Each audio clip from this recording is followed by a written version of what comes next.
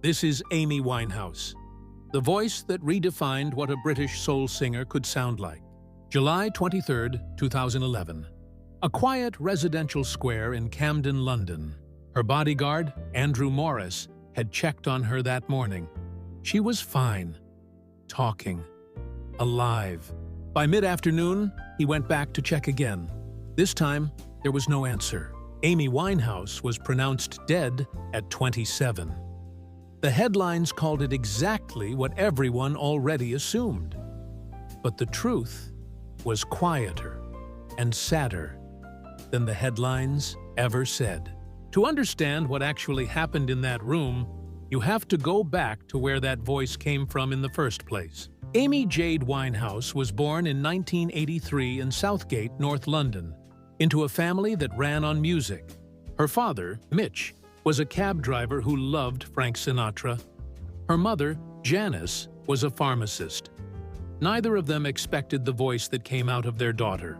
By her early teens, she was writing her own songs and performing at the Sylvia Young Theatre School, until she was asked to leave, reportedly for piercing her nose and not applying herself. She didn't need the school. By 19, she'd signed a record deal, and in 2003, her debut album, Frank, arrived. Raw, jazzy, and entirely her own voice. Critics loved it. But it was the follow-up that would make her a household name and start pulling her life in a very different direction. Back to Black, released in 2006, turned personal heartbreak into some of the most acclaimed songwriting of the decade. The album was written largely about her on-again, off-again relationship with Blake Fielder Civil, a relationship that would come to define her public story, for better and for worse. The album went on to sell millions of copies worldwide and won 5 Grammy Awards. She was, for a moment, the biggest thing in music. But fame arrived at the exact same time as addiction to alcohol and later to hard drugs. And the tabloids treated her collapse like entertainment. Between 2007 and 2010, the headlines were relentless. Erratic performances, public breakdowns, a revolving door of rehab. The music became a footnote to the spectacle. By 2011, Amy had been trying, in fits and starts, to get well. But on June 18th, she took the stage in Belgrade, Serbia, for what would be her final performance. She was visibly unwell. She forgot lyrics. She stood frozen while her band played on around her. The crowd began to boo. 3 days later, her team canceled the rest of the European tour. She flew home to London. She would never perform again.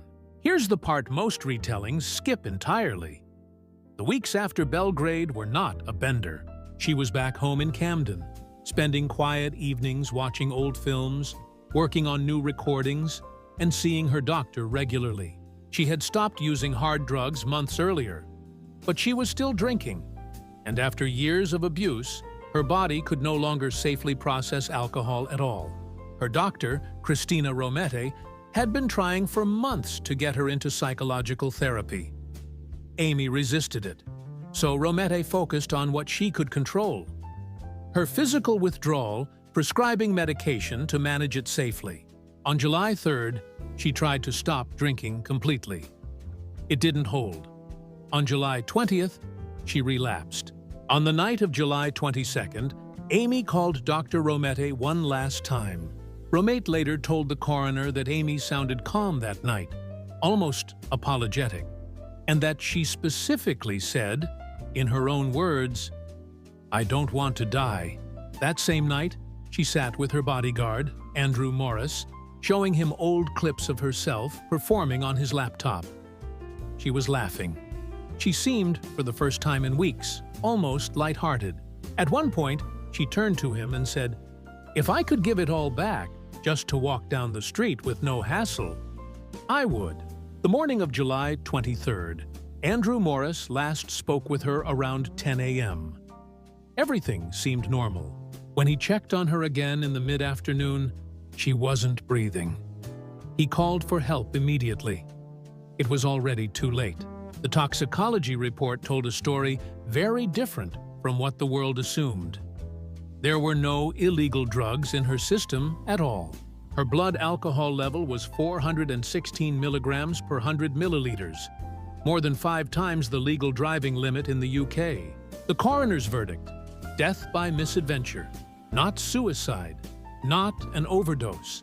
A body that had simply been through too much, finally giving out after weeks of trying to heal it. She was just 7 weeks from her 28th birthday.